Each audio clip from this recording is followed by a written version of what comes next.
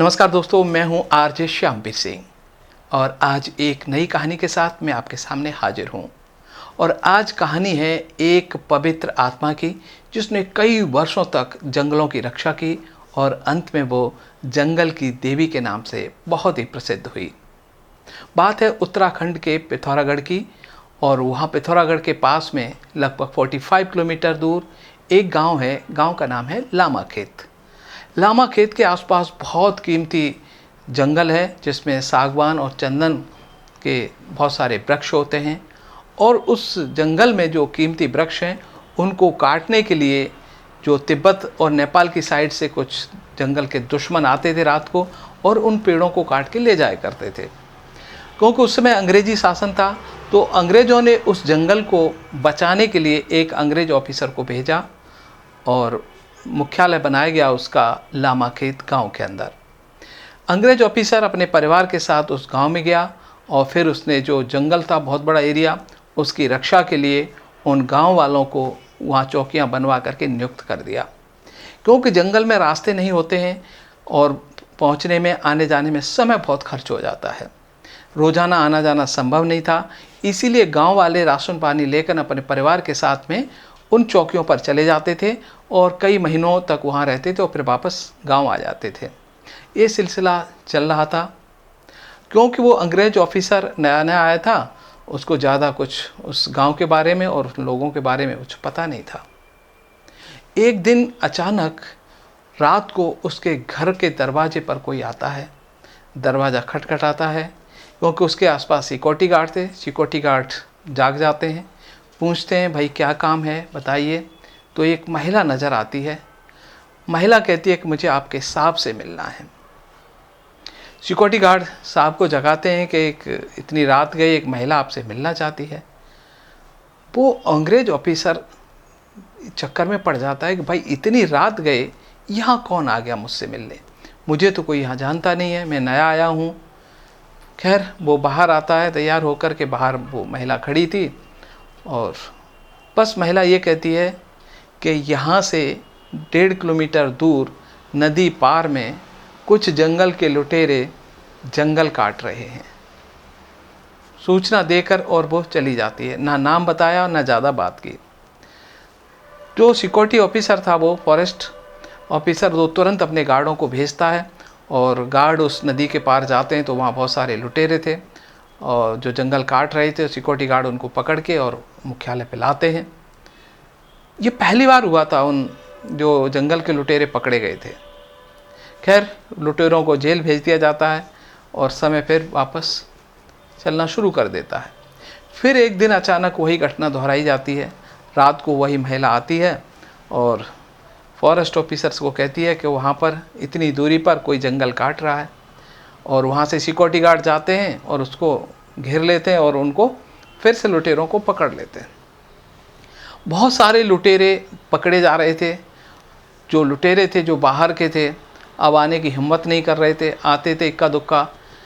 तो कहते थे भाई ऐसा कौन हो गया, हम तो वर्षों से यहाँ से जंगल में ये लकड़ी चुराते रहे लेकिन हमें आज तक कोई पकड़ नहीं पाया, क्योंकि इतने घने जंगल में। और जो गांव वाले जो चौकियाँ थी वो आसपास की देखरेख कर सकते थे, क्योंकि जंगल इतना घना था, गहराई थी, खाइयाँ थी, तो उनमें सुरक्षा देना संभव नहीं था। तो वहाँ से तो वो काट के ले ही जा रहे थे। लेकिन अब जो सूचना मिलती थी वो एकदम परफेक्ट होती थी, लोकेशन सही होती थी और वो लुटेरे जल्दी भाग नहीं पाते थे और वो पकड़े जाते थे। ये सिलसिला चलता रहा और कई वर्ष बीत जाने के बाद में वो जो अंग्रेज फॉरेस्टर था उसका वहाँ से तबादला कर दिया गया। लेकिन वहाँ से जाने से पहले उसके दिमाग में एक चीज़ आई कि एक जो महिला है जो कई वर्षों तक हमें सूचना दे रही है, इतना अच्छा काम कर रही है और कई जो सैकड़ों की संख्या में जो जंगल के लुटेरे थे उनको पकड़वाया है, तो हमारा फ़र्ज बनता है कि उसको सरकार की तरफ से कुछ अवार्ड दिया जाए। तो क्योंकि उसने उसका नाम भी नहीं पूछा था और उसके बारे में कुछ जानता नहीं था तो इंतज़ार करता है। एक दिन फिर अचानक वो महिला रात को आती है। इस बार फॉरेस्ट ऑफिसर उसको रोकता है, पूछता है कि बहन तेरा नाम क्या है। तो वो कहती है मेरा नाम नैना है। पति का नाम क्या है? कि पति का नाम भुवन है। गांव गांव लामा खेत। इतना कहकर के वो महिला वहाँ से चली जाती है। फॉरेस्ट ऑफिसर जो अंग्रेज़ था उसका तबादला दिल्ली में हो जाता है। उसके बाद वो अंग्रेज ऑफिसर दिल्ली आ जाता है। दिल्ली एक पत्र लिखता है जिसमें उस महिला का जिक्र किया जाता है कि बहुत सारे अच्छे काम किए हैं इसने और जंगल में बहुत सारे लुटेरों को पकड़वाया है। पिथौरागढ़ जो पड़ता था पहले, वो अंग्रेज़ों का समय था, उत्तर प्रदेश के अंदर आता था और उस समय उत्तराखंड नहीं बना था। इसलिए जो पता लिखा गया था, जब वहाँ पर उस महिला के नाम से पत्र भेजा गया कि आपको दिल्ली में आना है और आपको एक अंग्रेज़ सरकार पुरस्कार देना चाहती है, तो पोस्टमैन लेके लामा खेत एक एक चौकी पे जाता है। लोग बताते हैं कि इस नाम की महिला थी, इसके पति का नाम भुवन था, लेकिन 30 साल पहले जंगल के लुटेरों ने इसकी हत्या कर दी है। तो पोस्टमैन लिख देता है कि भाई ये महिला मर चुकी है, इस नाम की महिला आज यहाँ पे कोई नहीं रहती है। तो जब अंग्रेज़ सरकार को वापस वो पत्र मिलता है, अधिकारी उसको पढ़ते हैं तो दंग रह जाते हैं कि या तो ये फॉरेस्ट ऑफिसर झूठा है, इसने झूठी पुरस्कार किसी को देना चाहता है। तो जब उस फॉरेस्टर से पूछताछ की जाती है तो कहता है भाई ऐसा नहीं है, उस महिला से मैं मिला हूँ, वो जीवित है, मैं वापस जाऊँगा, उसकी इंक्वायरी करूँगा, उसको ढूंढूंगा और वापस मैं लेके आऊँगा। तो जो फॉरेस्टर था वो वापस जो पिथौरागढ़ के पास लामा खेत है उस गांव में जाता है। गांव वालों से पूछता है कि भाई ये भुवन और ये नैना, मैं तो इस नैना से कई बार मिला हूँ, इसने बहुत सारे लोगों को पकड़वाया है और आप कह रहे हो कि ये मर चुकी है, ऐसा कैसे हो सकता है। तो उसकी फ़ाइल मंगवाता है भुवन की, जो कि एक वहाँ फॉरेस्टर जो चौकीदारी करता था।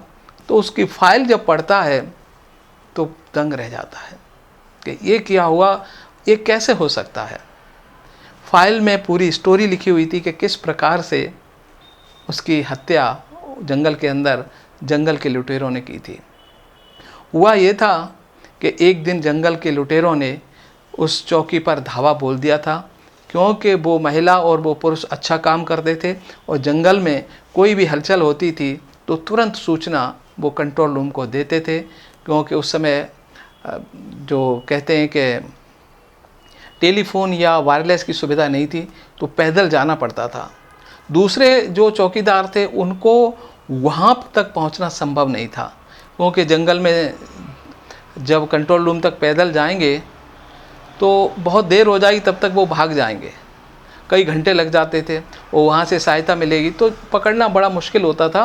तो अपने स्तर पे ही उनको कार्रवाई करनी थी और जो चौकीदारी करते थे लोग, वो अपने आसपास का एरिया तो बचा लेते थे, लेकिन दूर वो नहीं जाते थे कि उनको जान का खतरा रहता था। इसीलिए ये जो चौकीदार था भुवन, इसके आसपास दूर दूर तक कोई भी नहीं जाता था और कहते थे कि ये बहुत ख़तरनाक आदमी है, पता नहीं ये कैसे सूचना दे देता है और तुरंत यहाँ पर सिक्योरिटी गार्ड आ जाते हैं, हमको पकड़ लेते हैं। तो एक दिन इसकी जो चौकी थी उस पर धावा बोलते हैं कि इसको ख़त्म कर दें और उस भुवन को मार देते हैं। भुवन की हत्या हो गई, लेकिन जब सुबह सिक्योरिटी गार्ड आते हैं, पता चलता है भुवन की हत्या हो गई। लेकिन इस नैना को ढूंढते हैं तो नैना के बारे में ना तो लाश मिलती, ना कोई पता चलता है कि नैना है कौन। गांव वाले कहते हैं कि इस गांव की रहने वाली नहीं थी। भुवन बताता था कि मैंने शादी की है, एक जंगल में एक महिला मिली है, उसका नाम नैना है और वो मेरे साथ रहती है और मुझे वहाँ पर डर नहीं लगता, मेरी बहुत सहायता करती है। उसके कई किस्से सुनाता था। तो लोग यही कहते थे कि ये महिला वगैरह कोई नहीं थी, वो एक आत्मा थी जो कि भुवन जब उस चौकी पर गया था तो उसको वहाँ पर मिली थी और उससे प्रेम हो गया था उस आत्मा से। तो ये दोनों प्रेम के बस वहाँ पर रहा करते थे। क्योंकि वो प्रेत आत्मा थी, इसलिए उस चौकी से जो लामा खेत गांव था वहाँ तक आराम से पहुँच जाती थी, जल्दी सूचना मिल जाती थी और उन लुटेरों को पकड़ लिया जाता था। खैर, वो फाइल फॉरेस्ट ऑफिस ने वहीं बंद कर दी कि भुवन मर चुका है और नैना नाम की महिला कोई ना तो पहले थी ना आज है, ये कोई आत्मा है जो कि इस जंगल में घूमती है, इस जंगल की रक्षा करती है। लेकिन जो अवार्ड की राशि थी उसका क्या किया जाए। रक्षा तो की है और नैना ने की है, तो सरकार को जब उसने बताया तो सरकार ने भी स्वीकार किया कि आप यदि कह रहे हो तो वास्तव में एक कोई पवित्र आत्मा है, तो जो राशि इसको अवार्ड के रूप में घोषित हुई है हम इसी को दे देते हैं और आप इसका कुछ उपयोग कर लो। तो जो बहुत राशि थी वो काफ़ी मात्रा में, तो उस राशि को लेकर के वो फॉरेस्ट ऑफिसर वो लामा गांव जाता है और फिर गांव वालों से पूछता है कि इतनी बड़ी राशि जीती है उस महिला ने, नैना ने, आत्मा ने, इसका क्या किया जाए। तो गांव वाले कहते हैं कि नैना एक आत्मा है, पवित्र एक देवी है, हम चाहते हैं उसका मंदिर बना दिया जाए और वो हमेशा यहाँ रहे, यहाँ से जाए नहीं। तो फॉरेस्ट ऑफिसर वहाँ एक बहुत बड़ा मंदिर बनवा देता है, पुजारी नियुक्त करता है और वो मंदिर आज भी उस लामा गांव में है। तो एक पवित्र आत्मा किस प्रकार से नैना देवी बन गई, उस जंगल की रानी बन गई, जंगल की रक्षक बन गई। पवित्र आत्माएं होती हैं वो पवित्र काम करेगी, बुरी आत्माएं होंगी वो बुरा काम करेगी। लेकिन अगर हमारे संपर्क में कोई पवित्र आत्मा आती है तो हमें ऊंचाइयां दे देती है, और जब कोई गंदी आत्मा हमारे संपर्क में आती है तो हमें बर्बाद कर देती है। पहचानने की ज़रूरत है कि ये पवित्र आत्मा है या गंदी आत्मा। यदि पवित्र आत्मा हमारे पास में संपर्क में आए तो उसका स्वागत कीजिए, उसकी सेवा कीजिए, हमारी मदद करेगी हमेशा। लेकिन आपका कुछ बुरा हो रहा है, गंदे सपने आ रहे हैं, गंदा काम करने को कोई आत्मा प्रेरित करती है, तो सजग हो जाइए, उससे छुटकारा पा लीजिए और हो सके तो उससे बचिए। जो कुछ उपाय कर सकते हो करिए। तो ऐसी कहानी हमारे भारत में सैकड़ों हैं। हर रोज़ सुबह 5 बजे मैं अपने चैनल पे ये कहानी लेकर आता हूँ। तो कल तक के लिए मुझे दीजिए अब इजाज़त। नमस्कार।